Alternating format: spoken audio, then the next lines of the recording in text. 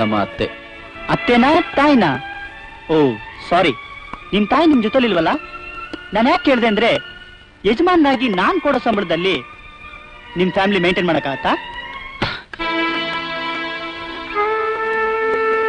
ಚಂದ್ರು, ನನ್ನ ಚುಚ್ಚಿ ಕೊಲ್ಬೇಡ್ವೋ.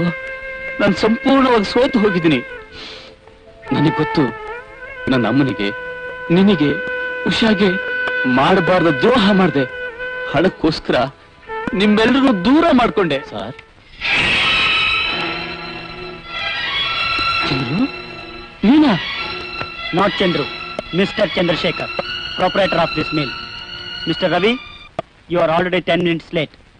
ನಾನು ಈ ಟೈಮ್ಗೆ ತುಂಬಾ ಮಹತ್ವ ಕೊಡೋನು. ಯಾಕಂದ್ರೆ ಈ ಟೈಮ್ ಇದೆಯಲ್ಲ, ಮನುಷ್ಯನ ಯಾವತ್ತು ಯಾವ ರೀತಿ ಎಲ್ಲಿ ಕುಣಿಸುತ್ತೆ ಅಂತ ಹೇಳಕ್ಕಾಗಲ್ಲ. ಮಿಸ್ಟರ್ ರವಿ, ನಿಮ್ದೊಂದು ಪ್ರಶ್ನೆ ಕೇಳಬೇಕು ಅಂತಿದ್ದೀನಿ. ನೋಡಿ, ನೀವು ಅಮೆರಿಕದಲ್ಲಿ ಟೆಕ್ಸ್ಟೈಲ್ ಇಂಜಿನಿಯರಿಂಗ್ ಓದಿ ಈ ಬಿಸ್ನೆಸ್ ಅಲ್ಲಿ ಸಾಕಷ್ಟು ಅನುಭವ ಪಡೆದಿದ್ರ. ಆದ್ರೆ ನೀವು ಈ ಮಿಲ್ನ ಮಾರೋ ಪರಿಸ್ಥಿತಿಗೆ ಬಂತಲ್ಲ, ಯಾಕೆ? ಅದು ಅದು ಸ್ವಲ್ಪ ಲೆಕ್ಕಾಚಾರ ತಪ್ಪಾಯ್ತು. ಯಾವ ಲೆಕ್ಕಾಚಾರ ಮಿಸ್ಟರ್ ರವಿ? ಬಿಸ್ನೆಸ್ ದಾ ಅಥವಾ ಫ್ಯಾಮಿಲಿದ? ಬೈ ದ ಬಾಯ್, ನಿಮ್ ಫ್ಯಾಮಿಲಿ ನೀವು ಎಷ್ಟು ಜನ ಇದ್ದೀರಾ?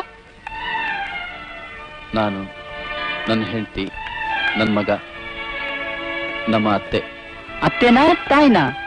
ಓ ಸಾರಿ, ನಿಮ್ ತಾಯಿ ನಿಮ್ ಜೊತೆಲಿಲ್ವಲ್ಲ? ನಾನು ಯಾಕೆ ಕೇಳಿದೆ ಅಂದ್ರೆ, ಯಜಮಾನಾಗಿ ನಾನ್ ಕೊಡೋ ಸಂಬಳದಲ್ಲಿ ನಿಮ್ ಫ್ಯಾಮಿಲಿ ಮೇಂಟೈನ್ ಮಾಡಕ್ಕಾಗತ್ತಾ? ಚಂದ್ರು, ನನ್ನ ಚುಚ್ಚಿ ಕೊಲ್ಬೇಡ್ವೋ. ನಾನು ಸಂಪೂರ್ಣವಾಗಿ ಸೋತು ಹೋಗಿದ್ದೀನಿ.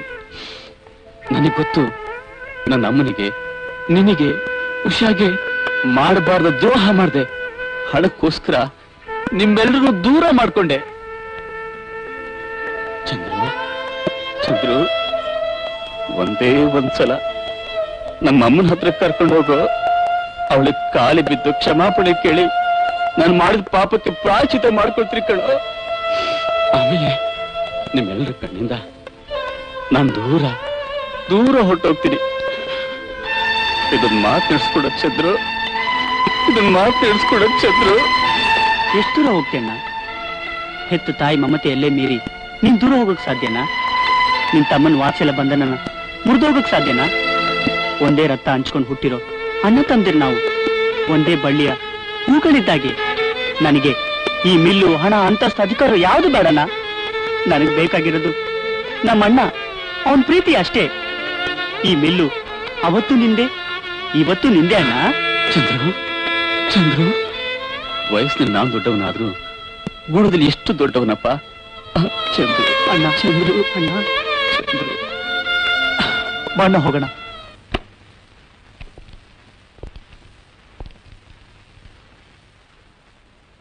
ಅಮ್ಮ, ರವಿ, ರವಿ, ಅಮ್ಮ, ರವಿ, ಅಮ್ಮ, ಅಮ್ಮ, ಅಮ್ಮ, ಹೇಳೋ ಮೇಲೆ. ಇಲ್ಲಮ್ಮ, ನಿನ್ ಮುಖ ನೋಡೋ ಯೋಗ್ಯತೆ ನನಗಿಲ್ಲಮ್ಮ. ಏನಪ್ಪ ಇದು? ನಿನ್ ಕಣ್ ತುಂಬಾ ಒಂದ್ಸಲ ನೋಡ್ತೀನಿ, ಹೇಳೋ ಹುಚ್ಚ. ನಿಜ, ಹುಚ್ಚಿನಾಗಿದ್ದಿದ್ರೆ ಎಷ್ಟೋ ಚೆನ್ನಾಗಿರ್ತಿತ್ತು. ಆದ್ರೆ ನಾನು ಅದಕ್ಕಿಂತಲೂ ಕಡೆ. ನಾನೊಬ್ಬ ಸ್ವಾರ್ಥಿ ಆಗ್ಬಿಟ್ಟಿದ್ನಮ್ಮ, ನಾನೊಬ್ಬ ಸ್ವಾರ್ಥಿ ಆಗ್ಬಿಟ್ಟಿದ್ದೆ. ರವಿ, ಹೌದಮ್ಮ, ಇಷ್ಟು ದಿನ ಬೆಳ್ಳಿ ನಾಣ್ಯದ ಜನ ಶಬ್ದ ನನ್ನ ಕಿವಿ ತುಂಬಿತ್ತು. ಆ ನಾದದಲ್ಲಿ ನನ್ನ ತಾಯಿ ಕೂಗು ನನಗೆ ಕೇಳಿಸ್ಲೇ ಇಲ್ಲ. ಅಹಂಕಾರದ ಪರದೆ ನನ್ನ ಕಣ್ಣ ಆವರಿಸಿತ್ತು. ಅದಕ್ಕೆ ದೇವರಂತ ನನ್ನ ತಾಯಿ ನನ್ನ ಕಣ್ಮುಂದೆ ಇದ್ರು ನಾನು ಅವಳನ್ನ ಗುರುತು ಹೇಳಿಲ್ಲ. ಅಮ್ಮ, ಅಮ್ಮ, ದೊಡ್ಡ ಮನಸ್ಸು ಮಾಡಿ ಈ ಪಾಪಿನ ಕ್ಷಮಿಸ್ಬಿಡಮ್ಮ, ಕ್ಷಮಿಸ್ಬಿಡು. ರವಿ, ಏನೋ ಮಾತಾಡ್ತಿದ್ಯಾ? ನೀನ್ ನನಗ್ ಸಿಕ್ಬಿಟ್ಟಲ್ಲ, ನಮ್ಗಷ್ಟೇ ಸಾಕು. ಇನ್ನೇನು ಬೇಡಪ್ಪ, ನನ್ಗಿನ್ನೇನು ಬೇಡ. ಅಮ್ಮ, ಅಮ್ಮ, ನೀನ್ ಅವತ್ತು ಹೇಳಿದ್ ನಿಜ. ಸೂರ್ಯ ಮುಳುಗಿದ ಮೇಲೆ ಅಂತಕಾರ ಸ್ವಲ್ಪ ಹೊತ್ತು ಮಾತ್ರ, ಆಮೇಲೆ ಸೂರ್ಯ ಹುಟ್ಟಲೇಬೇಕು, ಬೆಳಕನ್ನ ಕೊಡ್ಲೇಬೇಕು. ನಿನ್ ರವಿ ಮತ್ತೆ ಹುಟ್ಟಿ ನಿನ್ನ ಹತ್ರ ಬಂದಿದ್ದಾನಮ್ಮ.